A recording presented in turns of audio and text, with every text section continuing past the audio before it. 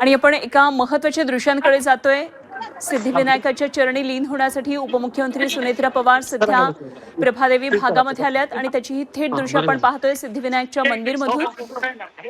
तर आज उपमुख्यमंत्री पदाचा औपचारिकरित्या कारभार आजपासून त्या आता हाती घेणार आहेत। उपमुख्यमंत्री पदाची शपथ घेतल्यानंतर आज खऱ्या अर्थानं मंत्रालयात जाऊन त्या उपमुख्यमंत्री पदाचा हा कारभार स्वीकारणार आहेत। उपमुख्यमंत्री पदाची ही धुरा आपल्या खांद्यावर घेणार आहेत आणि त्यापूर्वी बाप्पाच्या दर्शनासाठी सिद्धिविनायकाच्या मंदिरामध्ये सुनेत्रा पवार पोहोचलेल्या आहेत। त्याची थेट दृश्य आपण पाहतोय। अजित पवार यांच्या अकाली जाण्यानंतर एक मोठी जबाबदारी सुनेत्रा पवार यांच्या खांद्यावर आलेली आहे आणि आता उपमुख्यमंत्री पदाचा कारभार आजपासून त्या हाती घेत आहेत। त्यापूर्वी सिद्धिविनायकाच्या दर्शनासाठी त्या सिद्धिविनायक मंदिरात पोहोचलेल्या आहेत। त्यांच्याबरोबर प्रदेशाध्यक्ष सुनील तटकरे आहेत आणि राष्ट्रवादीचे महत्त्वाचे नेते प्रफुल्ल पटेल।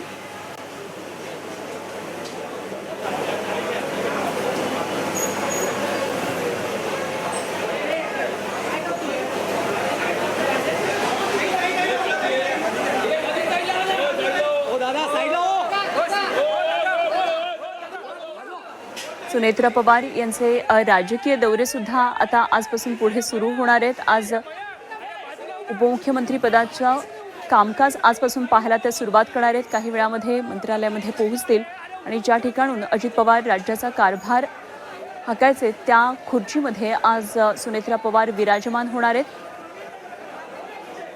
त्यापूर्वी आज सिद्धिविनायकाच्या दर्शनासाठी सुनेत्रा पवार उपमुख्यमंत्री सुनेत्रा पवार आलेले आहेत। त्यांच्याबरोबर आपण पाहतोय राष्ट्रवादीचे महत्त्वाचे नेते असलेले सर्वच जण या ठिकाणी त्यांच्याबरोबर आहेत। तर सुनेत्रा पवार यांनी उपमुख्यमंत्री पदाची शपथ घेतल्यानंतर राज्याच्या राजकीय वर्तुळात अनेक वेगवेगळ्या चर्चा सुरू झालेल्या होत्या।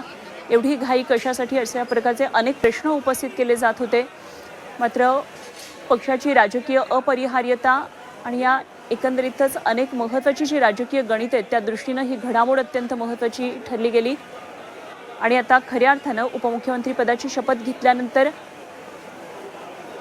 हा जो कारभार आहे उपमुख्यमंत्री पदाचा आजपासून त्या सांभाळणार आहेत।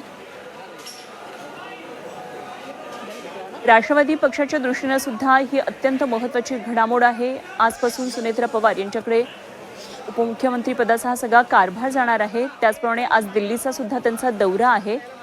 राज्यसभेची जागा रिकामी झाल्यानंतर राज्यसभेचा त्यांनी राजीनामा दिल्यानंतर राज्यसभा खासदार म्हणून कोणाची वर्णी लागते आहे याकडे सगळ्यांचं लक्ष आहे। राष्ट्रवादीतून कोणाचं नाव पुढे केलं जातं तर सर्वात आधी पार्थ पवार यांचं नाव आलेलं होतं। मात्र त्यांच्या नावासंदर्भात अजून पुढे कुठली माहिती कळत नाहीये। ग्रीन सिग्नल मिळाला आहे किंवा नाही या संदर्भात कुठली स्पष्टता आलेली नाहीये। त्यामुळे कुटुंबातल्याच एखाद्या व्यक्तीला म्हणजे अजित पवार यांच्या 2 मुलांपैकी कोणाला नेमकं राज्यसभेची खासदारकी जाते की पक्षातून आणखी कोणाचं नाव पुढे येतंय हे सुद्धा बघणं महत्त्वाचं ठरणार आहे। त्यामुळे या दृष्टीनं आजचा दिवस हा सुनेत्रा पवार यांच्यासाठी अत्यंत महत्त्वाचा आहे। सध्या सिद्धिविनायकच्या गाभाऱ्यामधली आपण ही थेट दृश्य पाहतोय। राज्याच्या नवनिर्वाचित उपमुख्यमंत्री सुनेत्रा पवार या सिद्धिविनायकाच्या दर्शनासाठी आलेल्या आहेत। रुपाली चाकणकर त्यांच्याबरोबर आहेत। त्याचप्रमाणे सुनील तटकरे आहेत, प्रफुल्ल पटेल आहेत, झिशान सिद्दीकी सुद्धा दिसत आहेत।